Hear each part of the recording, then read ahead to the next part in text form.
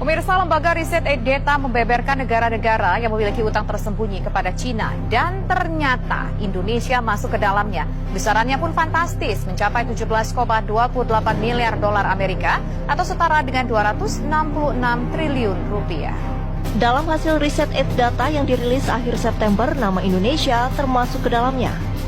Indonesia disebut memiliki utang tersembunyi kepada Cina sebesar 17,28 miliar dolar Amerika atau setara dengan 266 triliun rupiah. Utang ini sebesar 1,6% dari produk domestik bruto. Di luar utang tersembunyi ini, Indonesia juga menerima pinjaman setara 4,42 miliar dolar Amerika atau setara dengan 63 triliun rupiah pada periode yang sama melalui skema Official Development Assistance. Selain itu juga tercatat pinjaman sebesar 29,96 miliar dolar Amerika atau setara dengan 427 triliun rupiah. Pinjaman ini diperoleh melalui skema Other Official Flow. Selain Indonesia, ada 9 negara lainnya yang menerima pinjaman dari Cina melalui dua skema itu.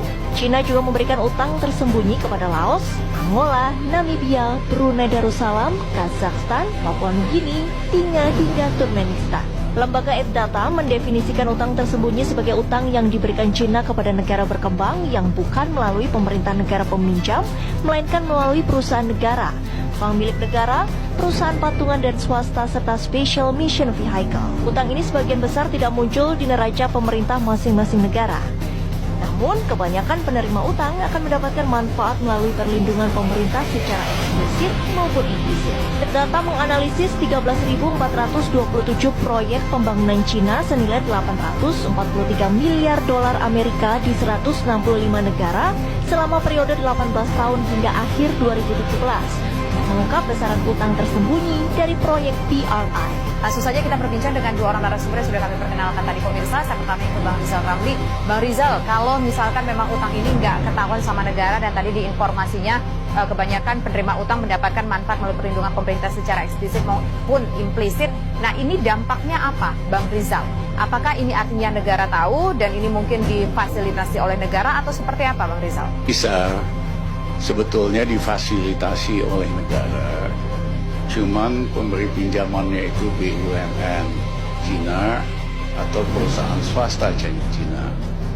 Ya, jadi harusnya sih harus masuk di dalam data utang piutang kita.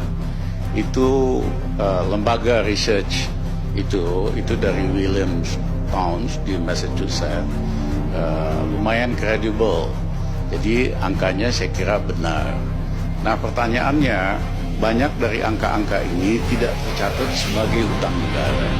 Jadi kalau kita tambahkan ke utang negara yang sudah banyak sekali, itu utang negara kita makin besar dan tidak terkendali.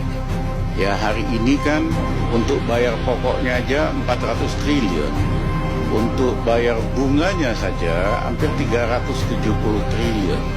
Total itu 770 triliun satu tahun. Apalagi utang yang tidak tercatat ini bisa-bisa lebih dari 800 triliun. Ya, istilah saya, ekonomi Indonesia sudah di ICU sebetulnya.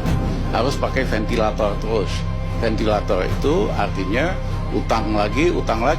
Karena untuk bayar bunga saja harus minjam. Nah, yang kedua adalah perlu diingat, pinjaman tidak resmi ini itu beda model bisnisnya. Istilahnya kalau kita meminjam, misalnya bank kasih pinjaman nama Tisa, dia udah hitung kemampuan bayar Tisa itu sepertiga dari gaji bulanan. Jadi dia nggak mungkin kasih pinjaman lebih. Tapi dalam konteks China itu istilahnya itu lend to own. Dia sengaja kasih pinjam lebih besar daripada seharusnya supaya Tisa kagak mampu bayar. Begitu nggak mampu bayar, maka dimiliki langsung asetnya atau kontraknya ditambah. Nah, ini terjadi di negara-negara lain. Di Sri Lanka, proyek pelabuhannya besar sekali, biayanya mahal sekali, pendapatan dari trafficnya sedikit, akhirnya di Sri Lanka BUMN-nya nggak mampu bayar. Akhirnya diperpanjang kontraknya jadi 2 kali 99 tahun, hampir 200 tahun. Atau sahamnya mereka tingkatkan.